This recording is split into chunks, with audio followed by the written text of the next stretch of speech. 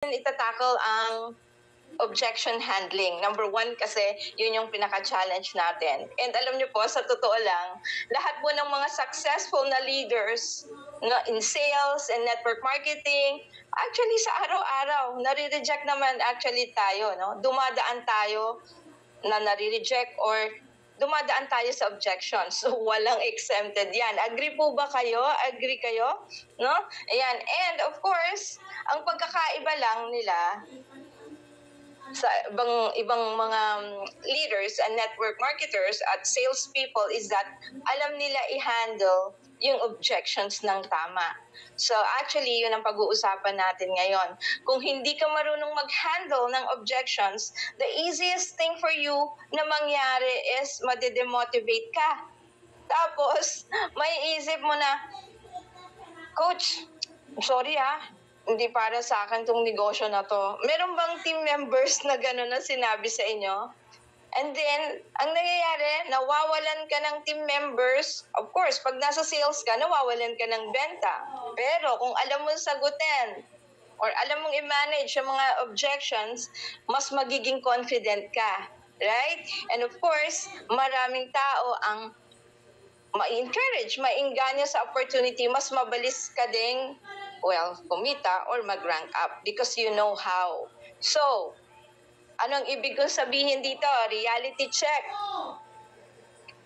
Ang objections ay actually hindi no sa karamihan, no? Sa objections. Karamihan, ang no in objections is not yet. Hindi pa ready. Ibig sabihin, hindi lang sila fully convinced or medyo siguro may konting doubts pa sila. And ang role natin bilang magiging sponsor or bilang salesperson or bilang leader ay tulungan silang maliwanagan. Hindi pilitin. Take note tulungan silang maliwanagan. Hindi pilitin. Okay? Ang objection ay hindi rejection. Kaya nga sabi ko, magkaiba po yun. No? They are not, hindi sila similar, but they are related. Ito ay ang objection ay isang opportunity para ipakita, no?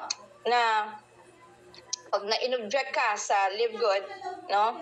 At inobject ka, sa opportunity ng Live Good, gawin mo siyang opportunity na masasabi natin ay legit, ethical, and life-changing opportunity. Kaya kung seryoso ka talagang magtagumpay dito sa ating company, hindi lang dapat excitement. Dapat alam mo kung paano i-address ang doubts ng prospects mo ng may respeto at kumpiyansa.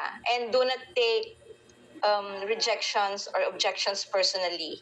Dahil unang-una, hindi ikaw ang nireject, kundi yung opportunity na ino-offer mo. Okay? O yan, isang tip na yan So, game ka na ba? Game na ba kayong matuto? Ayan, so tatandaan niyo yan Hindi ikaw ang nire-reject, hindi ikaw ang ino-object, kundi yung opportunity na ini-inform or binibigay mo. So, also, kaya kailangan nating matutunan ang ganitong mga how do you call it? We could call it a skill, no? Sales skill. Kasi the easiest thing for you to do is also to go back to your emotional home. Bagong word yan. Alam yan ni Ma'am Grace, no? Ang emotional home actually, madalas is negative. Kasi yun yung pinakamadali mong puntahan So, anong nangyayari? Pag na-negative ka or nare-reject ka o na-object ka, you will go back to yourself. You will be so hard on yourself na sinasabi mo or pwede mo sabihin or nasabi mo na siguro hindi ako magaling. Siguro hindi ito para sa akin. Siguro kasi ganito lang ang itsura ko. Siguro kasi. So, that will be your emotional home. Especially kung walang nag-guide sa inyo, yan ang nangyayari. Diba? Yes or yes? Real to? Nangyayari ba sa inyo yon? So, i-correct natin yung emotional home na yan kung yun ang pinupuntahan nyo every time. Kaya tuturuan natin kayo how you will handle objections and ano ba ang objections and ano ang pwede natin gawin. So, yung first part, I will be covering 10 slides just to give you key points ng objections and rejections and some examples. And then later, yung second part, yun na yung mga karaniwan na objections na na-encounter ninyo. Like halimbawa, wala akong pera, hindi pa ako ready, sasabihin ko sa asawa ko. So, dadaanan po natin yan. Ayan. So, are you excited? Gusto niyo ho ba yun? Ayan. So, if you are ready, sige nga, type 1. Ayan. And let's go! I-share ko na po sa inyo. Ayan. Maraming salamat po. Okay. So, ayaw ko kung maging mahaba yung training natin. No? Kaya, as much as possible, I want to limit it to 1 hour, at most 1.5 hours, para hindi nyo din ako tulugan. But definitely, will be very valuable po sa ating lahat for tonight. So, allow me to share my screen. And of course, thank you, Ma'am. Inayos ni Miss Grace yung aking, kasi, inayos ni Miss Grace yung aking, kanina. Ayan, teka lang. But nasa last part na ako. Yan, so dito tayo. Okay, so nakikita nyo ba ang aking slide? Yan, are you ready? Are you seeing my screen? Nakikita nyo po ba? Yan, percent. Okay. Nakikita nyo po? Thumbs up nga po sa mga nakakakita ng aking screen. Yeah? Okay. Thank you, Ma'am Juvie. Ayan. Thank you. Okay. So, ang topic natin ngayon is objection mastery, turning hesitations into yeses in sales, and of course, dito sa LiveCode. So, gana sabi ko, little pointers lang po ha, para alam nyo kung saan tayo nanggagaling or alam nyo kung paano i-handle at i-apply natin yun later on. Okay? Ayan. So, ano ba yung objection? It is actually a concern or hesitation from a prospect before making a decision. So, concern yan or hesitation. So, ibig sabihin, pag-aalinlangan niya ng isang prospect before siya mag-decision. Now, there is something that you have to remember in sales and in the industry that we have. While it is true na simple siya, doable, duplicatable, kailangan ng tibay na loob. Yan ang real talk natin, no? Kailangan matibay ang loob mo sa rejections and objections pag nasa ganito kang industriya. And of course, pag nasa sales ka, ito din ang tatandaan mo. Your goal as a salesperson or as a sponsor or as a leader, your goal is to serve. And when you serve, you have to provide solutions. And when you talk to a prospect, it is not about selling the product yet. It is not about closing the deal yet. It is all about being helpful. So, meaning, in sales, it is not all about being salesy. It is all about being helpful. Okay? Tatandaan niyo yan. So, you will be guiding the conversations. Yun ang pinaka-importante doon. No? So, wag kang pushy, just like I said, don't be pushy. You have to be there to guide the conversation. And kailangan, you have to have this skill na you have to implement active listening. Ano ibig ko sabihin pag active listening? It is not enough na nakikinig ka dun sa tao. Actively listening ka dahil dun sa mga sinasabi niya, dun mo makikita at dun mo maigaguide yung conversation kung saan papunta para nasusolve mo yung problema at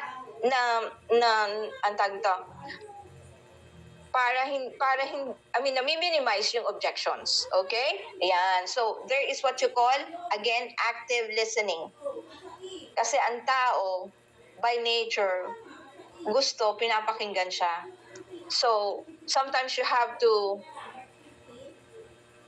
talk less and listen more. Okay? Ayan. Tatandaan niyo yan. Okay? Talk less and listen more. Okay. So, again, ano pa ang meron sa objection? It means they are still open but need more clarity. So, hindi ibig sabihin pag ino-object ka ng isang tao, no na kaagad. Kadalasan, the reason why they object because they want to find out more. No? Ayan. So, they need more clarity doon sa ino-offer mo. And it can be handled and converted into yes. So, karaniwan sa mga objections, pag na-clarify na, pag meron ng solution dun sa tinatanong or dun sa doubts nila, then it could be converted into yes, meaning no is not the final answer sa objections. Yan. Okay. Example ng common objections. Later on, i-identify nyo kung, or I will be giving you examples what are the common objections and common rejections. Gaya nito, dito naka-qualify or dito nagpo-fall yung mga common, yung tinatawag nating objections. Wala akong pera. Wala akong oras. Tanungin ko muna ang asawa ko. Ayoko ng network marketing. Hindi ako magaling mag-recruit. These are just a few of the example ng objections. Meaning, itong mga ito, pwede mo pa rin silang ma-convert into yeses. Okay? Ayan. And, paano mo i-acknowledge or i-handle yung objections effectively? Number 1, acknowledge the concern first.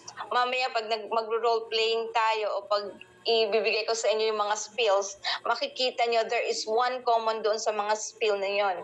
You have to acknowledge their concern first. Meaning, pag halimbawang nag-object siya sa'yo, acknowledge that person. Naiintindihan ko. Gets ko yan. Oo. So, you have to be on their shoes as well. And ask clarifying questions to understand the real hesitation.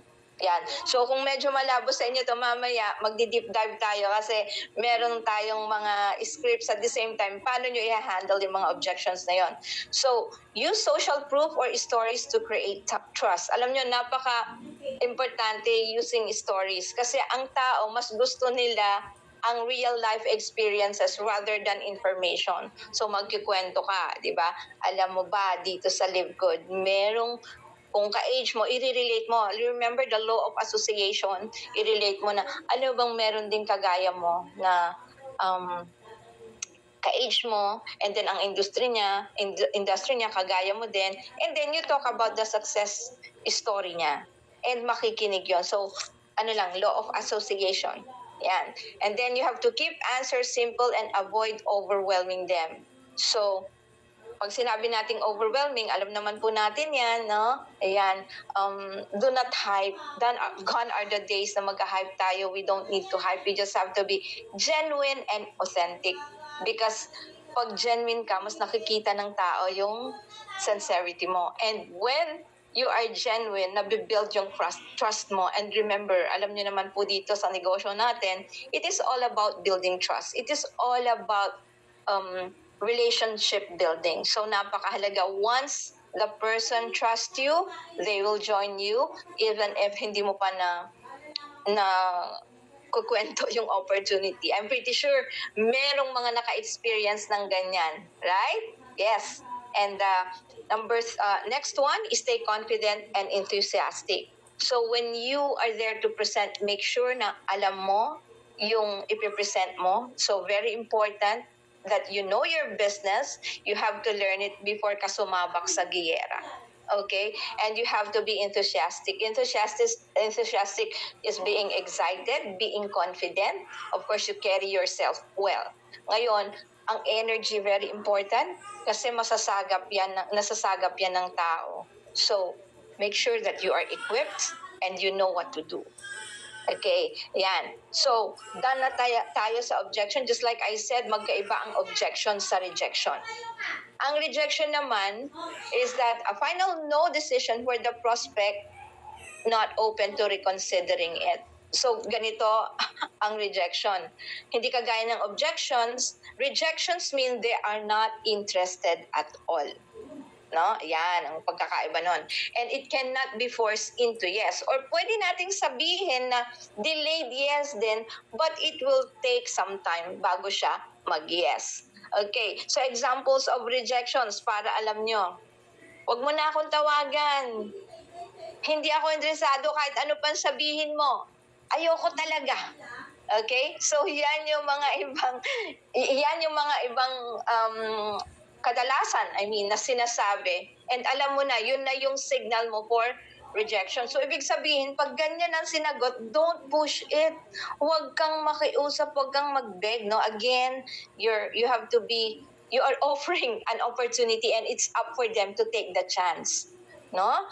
Ayan. So, pag ganito na ang sinagot, huwag nyo munang pilitin, be professional, and of course, do it with respect. Okay, naiintindihan kita, and then, pero ilagay mo sila sa pipeline mo na. Kasi, gaya ng sabi ko, sa akin, naniniwala ako that no is not the final answer pagdating sa ganitong industriya. Right? Ayan. So, now, in order for you to handle rejections, number one, stay professional. Do not take it personal. Kanina sinabi ko na ang rejection, hindi pinapersonal. Ang nire-reject niya yung opportunity. Probably dahil hindi pa siya handa. Probably dahil may iniisip siya, hindi siya nakafocus na pakinggan ka. So, wag mong personal yan na, nako, dahil sa itsura ko, dahil sa bihis ko, dahil sa amoy ko, wag ganon, no? Pero it counts. Dapat lagi ka mabango pag nakikipag-usap ka, no? Ayan. But you have to stay professional and do not take it personally. Respect their decision and do not force them. Okay? But leave the door open. Some people change their minds later. Sino sa inyo dito, yung 1 year mo na siya na kinakausap and then hinayaan mo muna, hindi mo tinambayan, then after 1 year in-approach ka at sasabihin niya na, join ako sa'yo. Di ba? Meron ba? Meron ba? Ako meron. Ayan, sabi ni Ma'am Grace, meron daw. Ayan. Totoo yun. Why? Because they are watching you. So you just have to be consistent posting. If you truly believe na ito yung tamang opportunity, you just have to be consistent, be visible. Your posting, mahalaga yan because visibility is credibility. Ayan. And then, kaya nang sabi ko, wag mong tatambayan. Pag nireject ka, do not take it personally, and when wag mo nang tambayan, you move on to the next prospect. Focus on those who are open. Kasi po, ang industriya natin, ang negosyo natin, it is a numbers game. No? Pag sinabi natin it is a numbers game, kailangan mong kumausap ng tao. More people. Show more people. No? Show more people. It is not enough na kumausap ka ng 5, na-reject ka, hihinto ka na. Again, tanggapin niyo po, this is a numbers game, meaning you have to talk to more people. So, and here is the challenge for you. Kumausap ka, kunin mo yung prospect list mo, your memory jogger. Kumausap ka ng 100 na tao, imposibleng walang magjo-join sa'yo. Okay, that is exactly what I mean when we say that this business is a numbers game. Show more people, talk to more people. Okay? Ayan. Okay, so ito yung key differences para mas maunawaan nyo kung ino-object ka nung tao or nire-reject ka. Objections are concerns that can be addressed, while rejections are final decisions. Since ngayon is all about managing or handling objections, then magpo-focus tayo later on how to handle objections. So objections can lead to a yes if handled correctly, while rejections usually remain no. And objections require providing solutions, while rejections require moving on. So pag sinabi na nag-no na, move on ka na. Use the SW3, SW5. I'm pretty sure familiar kayo. Some will join us in this company, some won't. So what? Somewhere, someone is waiting. Next. Ganun na, no? Pag na-reject ka na, okay? Apply the SW5. SW3, kadalasan level up tayo. SW5 na, no? May pasowat na tayo. So what? Someone is somewhere is waiting. Yeah? Ayan. Okay? And for you to qualify how to convert. Teka, hindi ko makita to. Tumatabi itong aking Ayan. So how you convert them?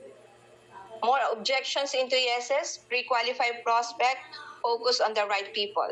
Now, in prospecting, hindi tayo namimili. I want to be clear about that. Hindi ko sinasabi na mamili ka, no? Later yon. We are talking about objection. Siyempre, pag nagpo-prospect ko, lahat yan pwede. Po-prospect mo. Kaya nga sa memory jogger, sa prospect list, ililista mo lahat. Hindi mo muna sila, ito ba, mag-join? Hindi ka nagiging judgmental. But, when it comes to this part na, no, i-pre-qualify mo na yung prospect mo, you focus on the right people. So, pag alam mo na ito maraming objections at hindi mo talaga na-convert into yeses, ilagay mo muna siya sa pipeline. I call it pipeline. Others call it funnel. Okay? And then you focus on dun sa mga nag-yes, yung mga na-convert mo, yung mga naging clear na. Yan. Ito, listen more, talk less, understand the real concern. Again, it is not all about closing the deal. It is not all about selling the product. It is not all about selling the opportunity, but it is all about being helpful first. Yun ang i-priority ninyo, because here as a salesperson, as a leader, as a sponsor, we are here to help. We are here to serve.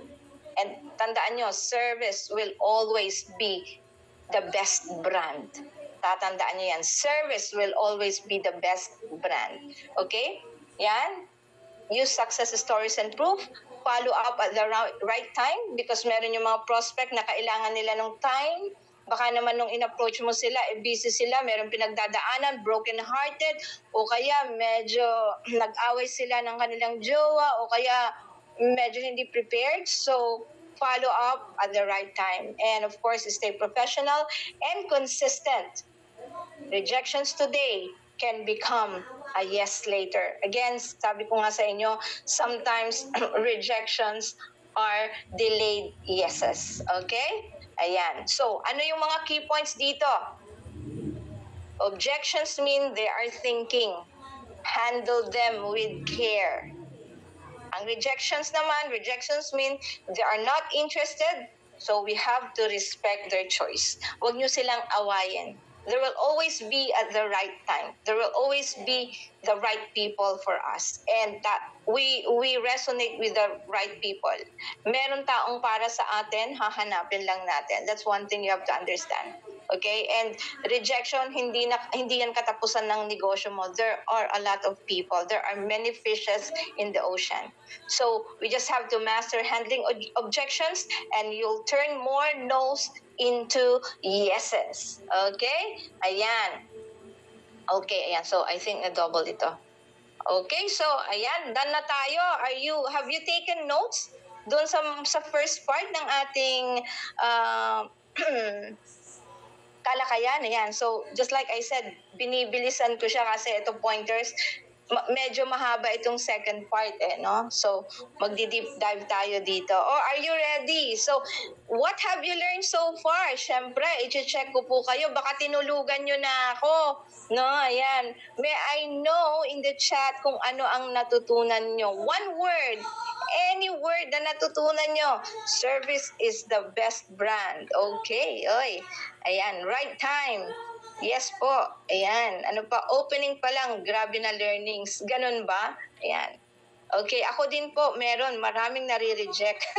Totoo yan. Hindi po ako exempted Meron yung minsan, 10 yata kinausap ko. Kahit isa, walang nag-yes. Diba? Pero, will it affect me? Hindi. Dahil alam ko na yung negosyo natin has value. So, if you know, kaya very important na talagang i-internalize nyo yung negosyo natin, kasi kung alam nyo na ito may value, alam nyo na ito ay long term, alam nyo na ito ay sustainable, hindi ka bibitaw. At kahit anumang rejection yan, hindi ka bibitaw at maiintindihan mo. Okay? And tandaan nyo,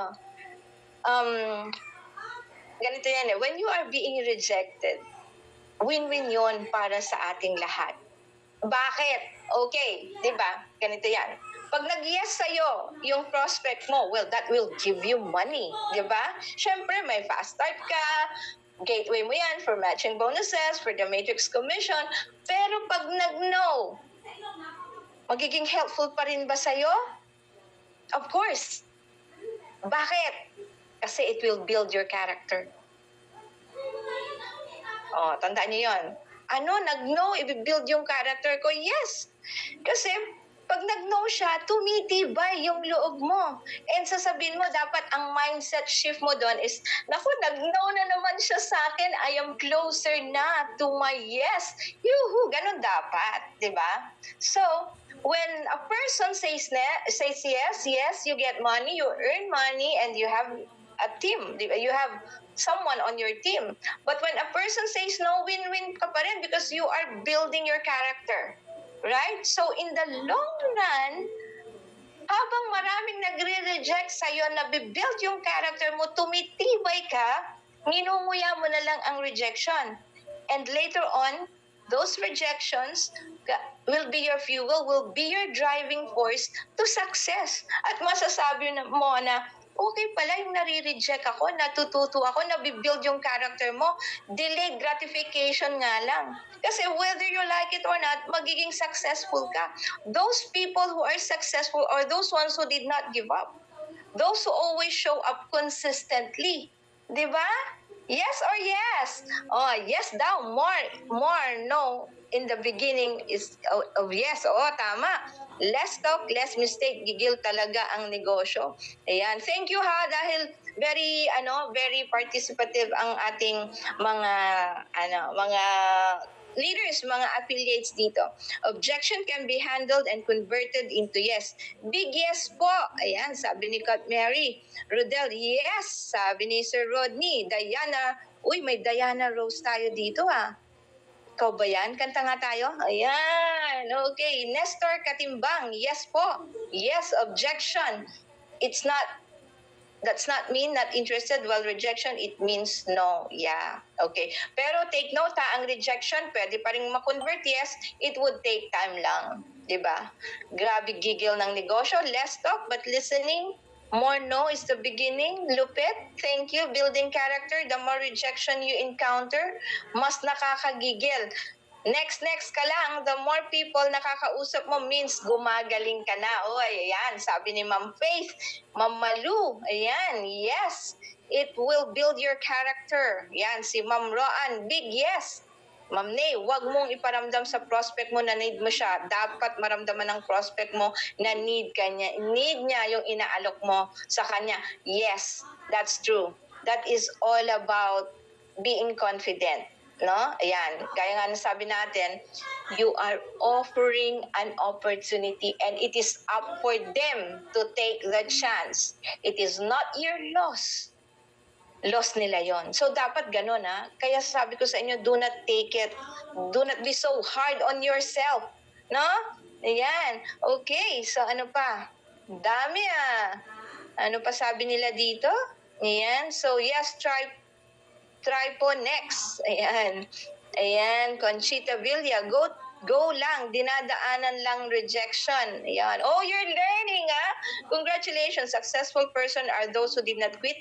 Tuloy-tuloy lang. Patience is the key. Yes, patience, resilience, consistency, showing up instead of giving up. Ayan, galing naman. Ayan. Coach Nick, thanks po sa training. Huwag isipin ang rejection. Oo. Huwag isipin talaga, hindi pinipersonal yan. Okay, Redme, yes. Carlita Vivo, yes po, big yes. Okay, so coaches, huwag kayong papayag, hindi nyo ito ma-note. Grabe ang training natin ngayon, sabi ni Coach Roan. Yan, hindi ikaw ang na-reject, but the opportunity they are going to miss. Exactly, and when they say no, mas sisipag pa tayo. Yeah, take the challenge. Actually, ganito dapat ang nyo pag nare-reject kayo. Isipin nyo na pinagpa-practicean nyo lang yung prospect nyo. And of course, you also have to review. Ano kaya yung hindi ko nasabi sa kanya?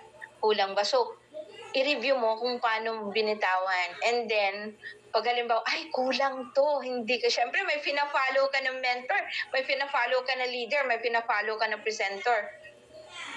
Ito ang hindi ko nabanggit. So, next time, babanggitin ko to. So, you also have to be open, improving yourself. You also have to be vulnerable. Pag sinabi natin vulnerable ka dapat open ka to attacks. And it is all, you call it constructive criticism. No? It is not about, again, hindi yun magiging negative.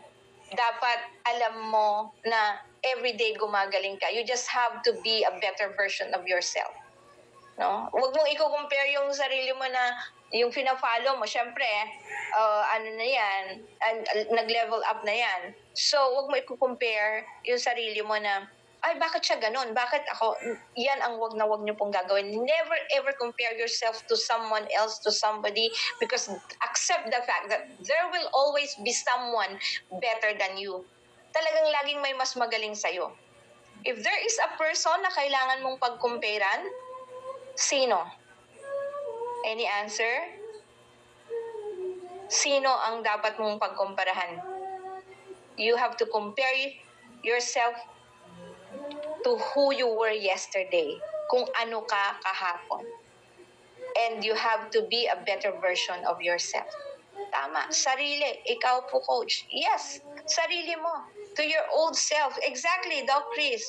Ganun po dapat. Compare yourself to where you were yesterday and be a better version of yourself. Okay?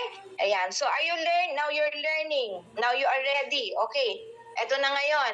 Ano ba yung mga common na mga senaryo o kaya mga bagsakan ng mga taong nagre-reject sa atin at paano natin siya i-handle. So kung kulang ito, then next week i-send nyo sa akin, ano natin yan, i-manage natin yan. Let's call it, ano yun, sa powerful skills namin ni Ma'am Grace, we call it objection crushers. Tutulungan na ako ni Ma'am Faith yan next time. Okay, so eto na. Ayan. Okay, asa na yon? Objection. Okay, ito na. Ready na kayo sa mga script? Ito na tayo, ha? Pasensya na po kayo sa aking, dahil simple lang yan. Buti nga, tinulungan ako ni Miss Gracie dyan sa, hindi talaga ako sana mag slides, pero alam ko, usually tayo, especially sa Philippines, visual tayo, visual learners. Okay, ayan. So, teka lang. Okay, slideshow. Scam ba yan? From the very beginning. Okay, ito na yung common objections. So, listen ha, kung familiar na. Are you excited? Para alam nyo next time, alam nyo kung paano sagutin. Number 1, sa dinami-dami ng scam, tatanungin ka ba naman, scam ba yan? Diba? Okay, tignan nyo ha kung paano bagsakan. Paano mo siya sagutin? I totally understand na gusto mong siguraduhin na legit ito. Sobrang dami na rin kasi ng scam ngayon. Kaya importanteng maging maingat. Pero good news, alam mo ba na si LiveGood is a US-based company registered at my physical warehouse. Hindi rin tayo kumikita sa pagbili ng products ng downlines unlike sa traditional MLM. So, gusto mo bang i-check ang website para masigurado mo? Okay. Ano yung unang statement? I totally understand. Importante yun. You acknowledge the person. Naiintindihan kita sa dinami-dami ng scam na naglipa na naiintindihan ko. So, you always have to be on that person's shoes. No? And then, clarify. Clarify mo. Ang company natin, US-based. And then, you inform. Diba? You guide the conversation. So, somehow, medyo ninipis yung doubt niya. Diba? Syempre, tatanungin mo siya, gusto mo bang i-check ang website para masigurado mo? Then, you show the website. Diba? Ayan. So, meron tayong question lagi, gusto mo bang i-check ang website para masigurado mo? Ayan, yung pinaka-critical dyan, or pinaka-importante is yung you have to acknowledge them. Gustong-gusto ng tao yung ina-acknowledge. Yeah, I get you. Yung mga iba kasi, hindi, paano kami scam? Yun nga sinalihan mo, yun ang scam. Di ba, inaway mo, wala na, di ba? So, acknowledge the person. Pansinin nyo, itong mga scripts natin, laging may acknowledging yan. Okay. Ngayon, yung objection na wala akong pera. Paano mo sasagutin yung objection na yan? Gets kita. Ganyan din ako dati. Pero naisip ko rin, kung walang magbabago sa ginagawa ko, paano kung next month? Ganun pa rin ang sagot ko. Ang maganda sa LiveGood, kahit maliit ang puhunan, pero malaki ang potential. Gusto mo bang malaman paano ka makastart kahit limited ang budget mo? So also, pwede mo din sabihin na, kung sasabihin, alam mo, naisip ko kung sasabihin ko, ngayon, ako dati, sabihin mo, sinabi ko din yan, wala akong pera. Nakita ko yung opportunity, maganda. Kung sasabihin ko yun ngayon, malamang bukas wala din akong pera. O malamang after 6 months, ganun pa rin ang sagot ko, pero nakita ko yung opportunity. Kaya ginawan ko ng paraan. Di ba? Are you understanding? Di ba? Okay. Ayan. Thank you, Ma'am Grace. Ayan si Miss Grace Ayan. Okay. Ito naman. Paano nyo sasagutin to? Wala akong time. Sorry, Coach. Wala akong time. Sorry, Ma'am Idisa. Wala akong time Ayan. Usually, yan ang sinasabi. So, anong sagot natin dyan? Naiintindihan kita. Understandable. Pero ang tanong, hanggang kailan tayo magiging busy para sa ibang tao? Wala akong time kasi sa umaga pa lang, naghahatid ako ng bata, tapos nagtatrabaho pa ako, tapos mamamalengke ako, magluluto ako. Yan, di ba? Karaniwan, yan ang sinasabi, di ba? Yan, so, again, acknowledge the feeling na iintindihan kita. Pero ang tanong, hanggang kailan tayo magiging busy para sa ibang tao? Ang maganda, si Live Good, pwede mong gawin kahit part-time lang. Hindi naman buong araw. Bigyan mo ng 15-30 minutes to 1 hour. Halimbawa, pag nagpapahinga ka, tapos mo maglaba, o meron ka lang cellphone, alam mo, pwede mong gawin yung negosyo kahit na nagpapahinga ka, nagkakape, bago ka magplansya ulit. It doesn't need so much time. Very flexible siya. So, syempre, ganun ang sasabihin mo dahil hindi pa siya hook doon sa business, hindi pa niya maintindihan. Hindi mo pa rin sabihin, dito may training, dito may ano. Sasabihin niya, ang hirap-hirap pala dyan, may training. Kulang na nga ang oras ko sa paglalaba. So, you are making it difficult. So, you have to show that this is flexible. You could do it at your own pace, at your own time. Alam nga namang hindi siya nagpapahinga, di ba? So, ito pwede mong gawin habang nagpapahinga ka in your busy schedule. So, it is not all about being busy. It is all about being productive. Di ba? Pwede ka na magsimula. Ano sa tingin mo? Sulit bang subukan? Oh, you always ask the question. Ano sa tingin mo? Sulit bang subukan? So, syempre, mag-iisip siya ngayon. So, the psychology is that, oo nga, syempre, kakain nga ako, so mapunta. So, imagine, meron kang habang nagpapahinga ka, pwede palang maging opportunity yon to earn extra income. Okay? Ayan. Okay, so, nasolve na natin yung wala akong time. Okay, next. Hindi ako marunong mag-recruit. Sino ang nakaranas niyan? Marami yan. Hindi ako marunong recruit, hindi ko linya yan. Di ba? Oh. Alam mo, ayan, ano ang sagot dyan? Hindi lang ikaw ang nagsabi niyan. Actually, pati ako, hindi naman ako marunong eh. Pero ang good news, hindi mo kailangang maging expert. May system at training tayo na magtuturo sa'yo step by step. So, ang tanong, handa ka bang matuto? Di ba? O kaya sasabihin mo na, alam mo, hindi mo namamalayan, everyday nagre-recruit ka. Hindi mo lang alam. Halimbawa, Mare, kung kumari mo, hindi ba, nung niyaya mo ako sa restaurant, sabi mo, masarap ang food doon, niyaya, hindi ba? Para mo akong ni-recruit doon sa restaurant na yun, wala lang referral, wala lang direct referral. Tapos, Mare, yung shampoo, sabi mo, mabango yung shampoo at conditioner na gamit mo. Indirectly, hindi mo alam, nagre-recruit ka na nun. So, paano mo sinasabi na hindi ka marunong mag-recruit? Anong ginawa ko? Bumili ako, hindi nga lang isa 5 pa nga dahil nga nakita ko, gumanda yung buhok mo. Di ba? So, you have to let them realize that, anong tawag dito?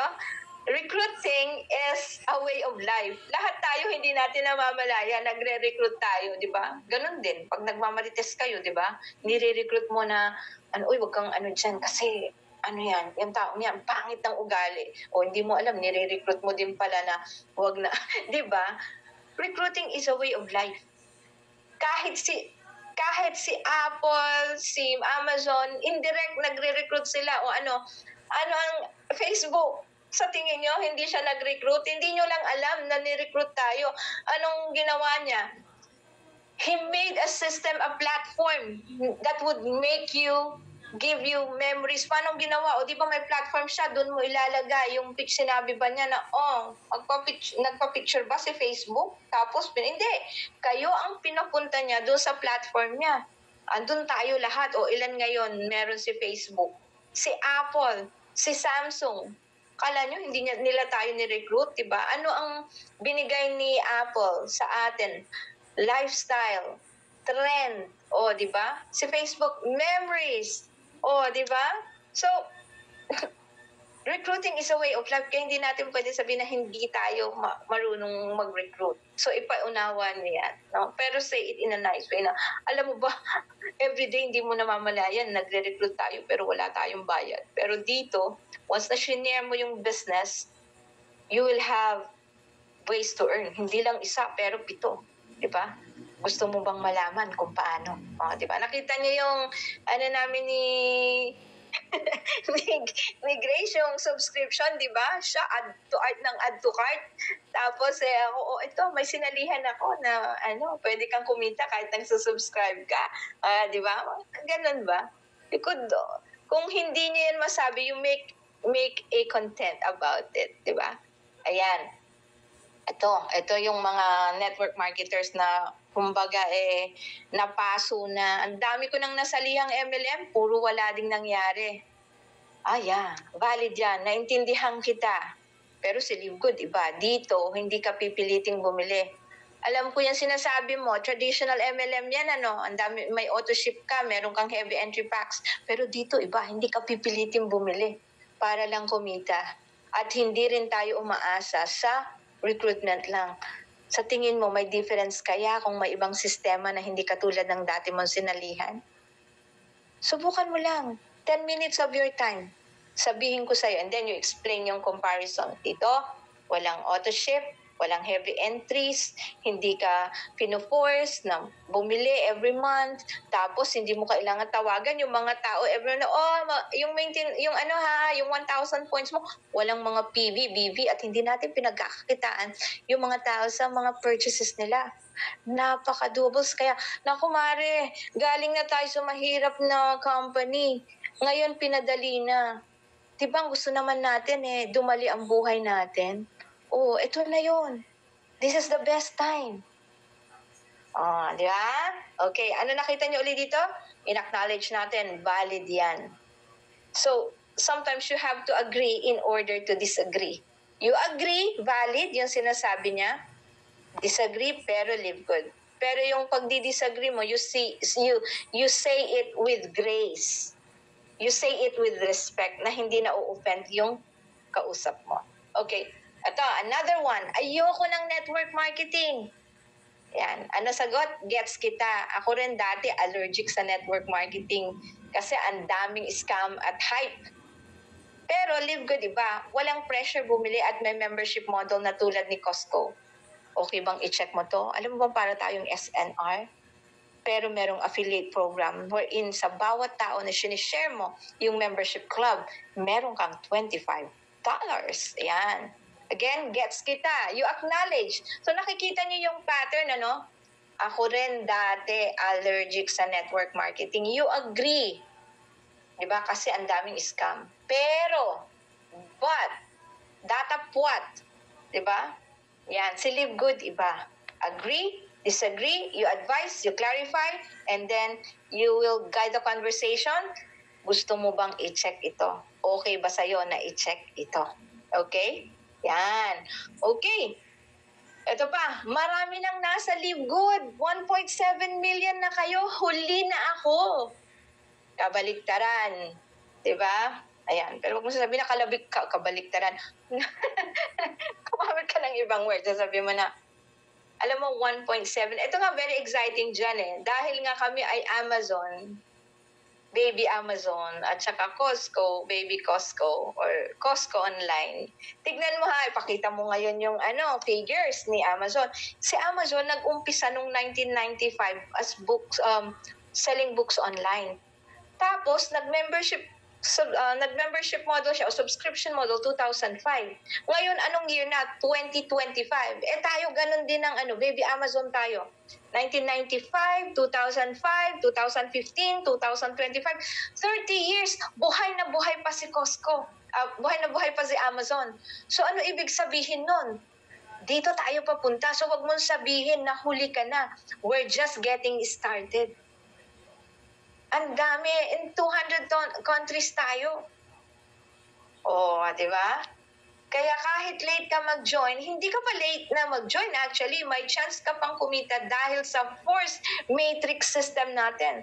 Naalala nyo, kaya nga dapat reviewin nyo yung marketing plan.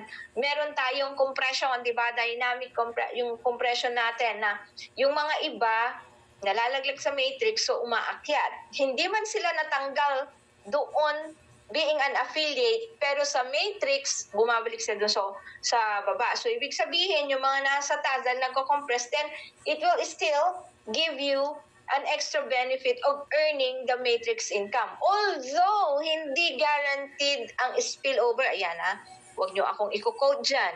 Ang spillover is an extra benefit, hindi siya guaranteed. Ngayon, dahil sa matrix system natin na ginawa, yung mga hindi nagbayad, so malalaglag sila, pero affiliate pa rin sila, so they will have the chance na bumalik. Ikaw na naging solid, naging loyal, at nag-retain dyan, ano mangyayari? Aakyat ka ngayon. So you'll never know how the matrix work. Ngayon, we follow the enroller tree. Si Ben nag-i-innovate. What about in 10 years? What about in 20 years? Paano kaya talaga ang dahil nasa malaking matrix tayo. We'll never know how the matrix works. But once you plug into that, nako, ewan ko kung ano mangyayari sa atin in 10, 20 years, no? We have a very powerful force matrix system. So explain mo lang yan. Alam mo, nilagay tayo sa isang malaking matrix wherein i-build natin yan para kang meron kang retirement income. And please do not use the word ano yung sinabi ko noon, dividend, kasi hindi po tayo investment, hindi po tayo stocks. Ang dividend po kasi, ang stocks, no, para kang naglagay ng pera and then aantayin mo ng magkaroon ka ng pera o lumago. Hindi po ganun ang live good, ha? So, tinatrabaho po natin. So, you have to be very careful dun sa mga binibitawan nyo din once na may mga objections kayong na-encounter para hindi din kayo malagay sa alanganin o kaya hindi kayo babalikan ng prospect natin. Okay? Ayan. Okay, so, good. Ito na. Sino dito ang sinagot kayo ng tanungin ko muna ang asawa ko? Okay? So, tama naman yan.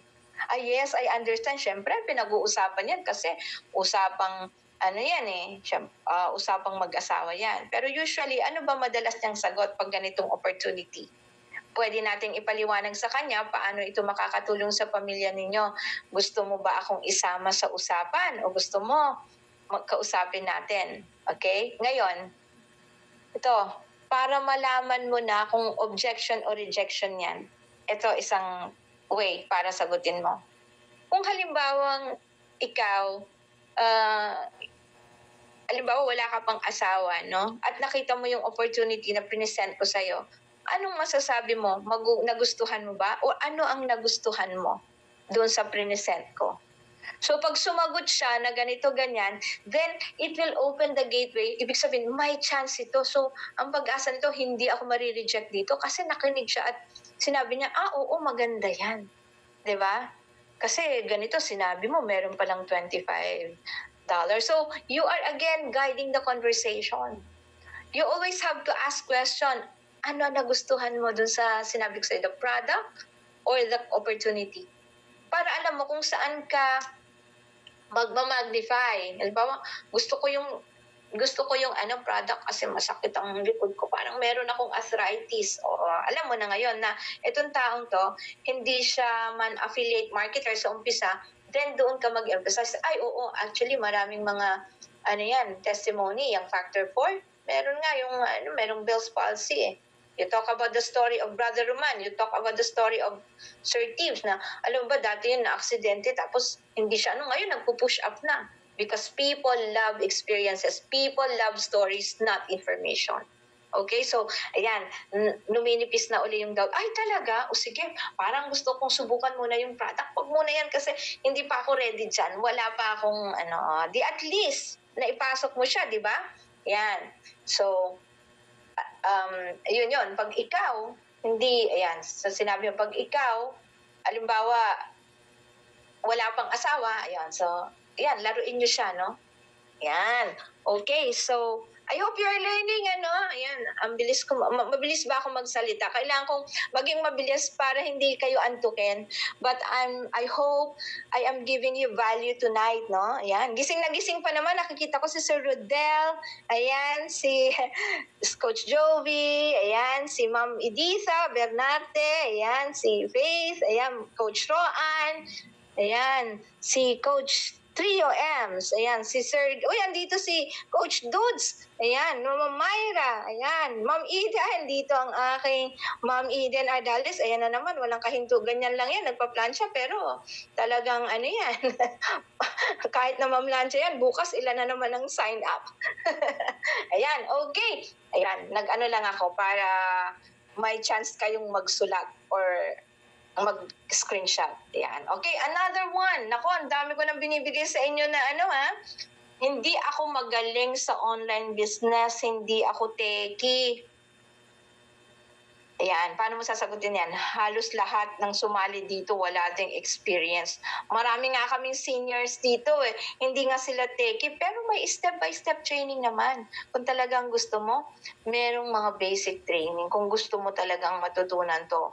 Kung willing ka matuto, kaya mo rin to. Kinaya nga ng 72 years old eh. Kinaya nga ng 62 years old eh. So, gusto mo bang makita paano magsimula? Oh, ito lang. Ayan, so ganito lang yan. Oh. Ayan, so i-open mo yung back office, i-guide mo siya. Di ba? Ayan. So, kailangan very articulate din kayo. No? And of course, laging always genuine. Oh, ito. Pag-iisipan ko muna. Di ba? Kung minsan, minsan, ano yan eh, hindi ka nila madiretso, pero actually, rejected ka na. Yan ang ginagamit nila madalas. So, kung minsan, matatawa ka kasi meron tayong mga bagay na, ayan, yung 3,000 or 8,400, whichever yung pipiliin, ano, kung minsan, pag nasa mall tayo, may nakita kang magandang bag, hindi mo pinag-isipan, pero pagdating sa negosyo, dahil nga hindi tayo utak negosyante, talagang i-overthink mo pa ang 3,000, no? Yun eh, di ba? Real talk tayo, di ba? Na pag bag, kahit na 5,000 yan, 8,000, kaya sapatos, hindi ka nag-overthink, basta very impulsive ka. Pero pagdating siya negosyo, pag-iisipan niya, di ba? Pero syempre, hindi mo masasabi ang ganon. Huwag yung sasabihin niyo. Kung hindi, mag-aaway kayo. Ang sabihin mo lang, naiintindihan ko na gusto mong pag-isipan to. Pero ano specifically ang gusto mong pag-isipan? Para malinawan ka. Gusto mo ba ng short video o gusto mong i-breakdown natin yung kitaan? Again, you are clarifying kung ano yung pag-iisipan niya. Ngayon, pag ang sinabi niya, pag-iisipan ko muna yung capital. Ikaw naman, pagkakilala mo, pagkabraso mo naman, ikaw naman, di ba, sa mall nga, minsan, hindi natin na pag-iisipan yung mga gastos. Ito, international business. This is for the family. Madali mo lang bawiin to. Di ba? Ganon. So, you clarify kung ano yung gusto niyang pag-isipan. Okay?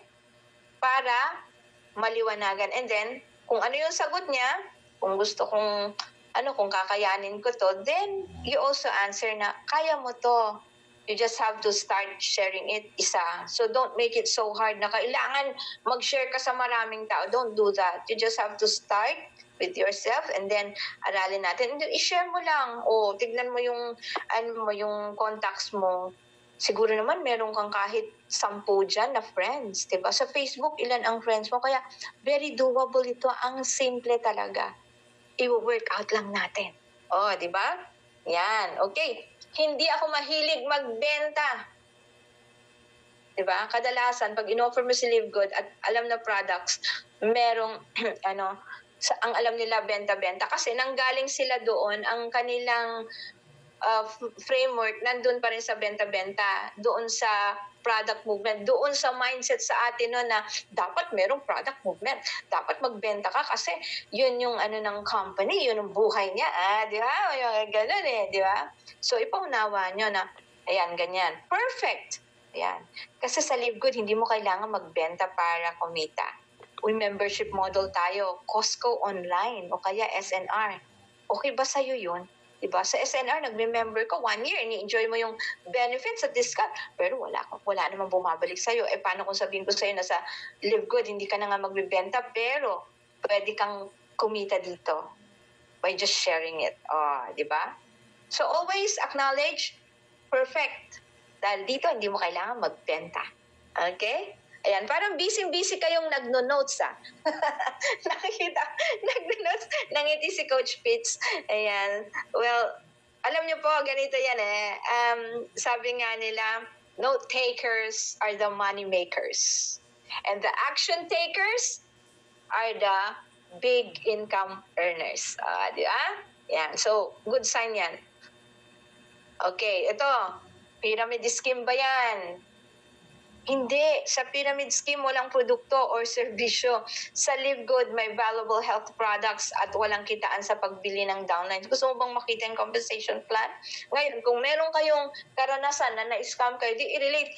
Hindi scam yan. Ang scam yung sinabi na daily, mag-invest ka daily, may 1.4%. Naku, nanggaling na ako dyan. Hindi nga lang isa, dalawa, tatlo pa nga eh. Pinadama lang ako, isang buwan, dalawang buwan, pangatlong buwan, wala na.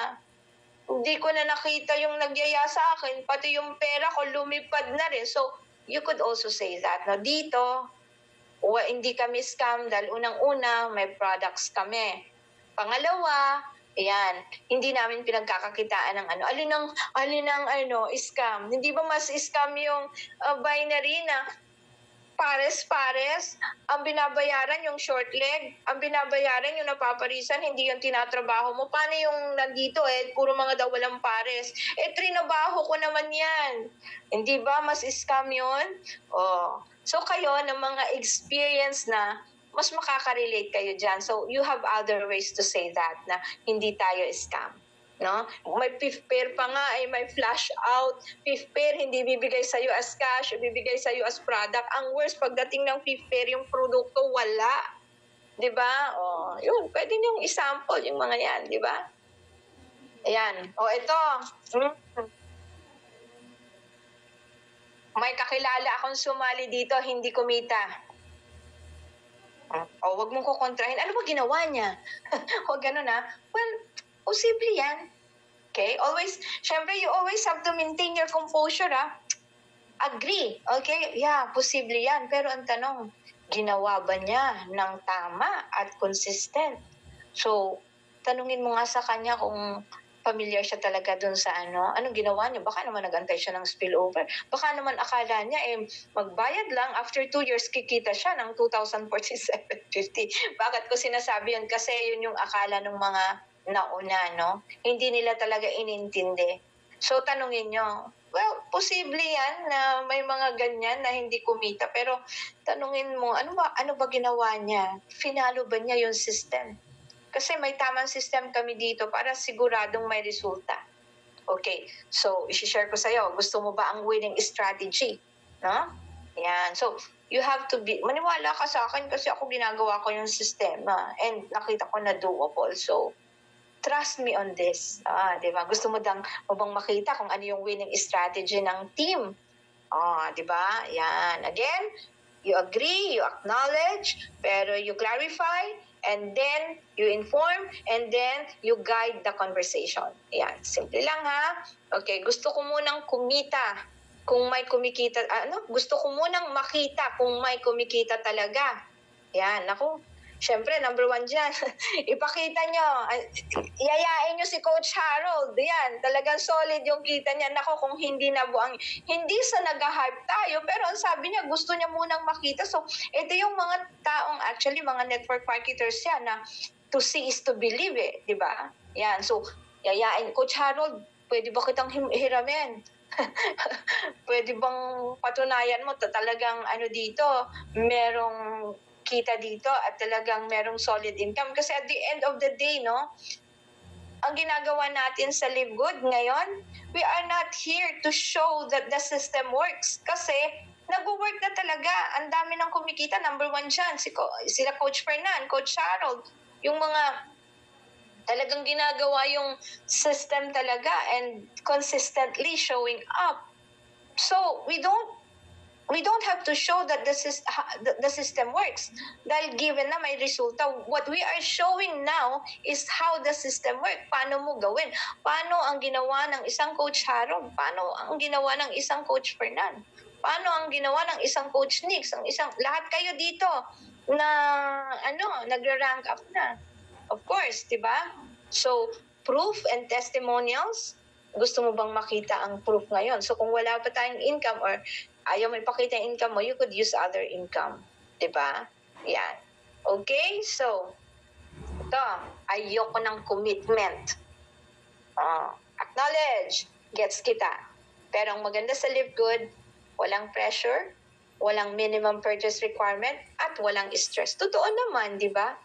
Nai-stress ka lang kung hindi mo alam ang gagawin mo. But if you want to have the right system, if you organize your day, kung alam mong iayos yung schedules mo, then hindi ka talaga ma-stress. It's all about fixing yourself as well. Diba? Kaya nga sa training, pinupush ko talaga ang basic frameworks kasi that would fix your estate. Iaayos natin yung mind mo, yung thinking mo, yung emotions mo, and yung body mo para mag-resonate, para magkakasundo sila, hindi nagsasalungat. Kasi pag nagsasalungat yan, ang hirap-hirap ilagay or i-develop yung skills. No? So, ayusin nyo muna yung state nyo. Dapat magkaka-friend sila, no? Incongruence. Congruent or coherent. Magkakasundo ang isip, ang puso, at ang galaw. Okay? Ayan. So, ito. Ayoko ng commitment. Gets kita. Pero ang maganda sa Live Good, walang pressure, walang minimum purchase, at walang stress. Okay ba yun sa'yo? O, siyempre, alangan sasagutin ka na, sino ba naman ang tao na ayaw ng stress, na gusto ang stress? Di siyempre, sasabihin niya, walang stress. Okay ba yun sa'yo? Oo, kung walang stress pala yan. Aba, go ako dyan. Walang minimum purchase. Talaga, hindi kagaya ng So, you are clarifying again. Okay? Ayan. So, I think, yun muna ang na-share ko.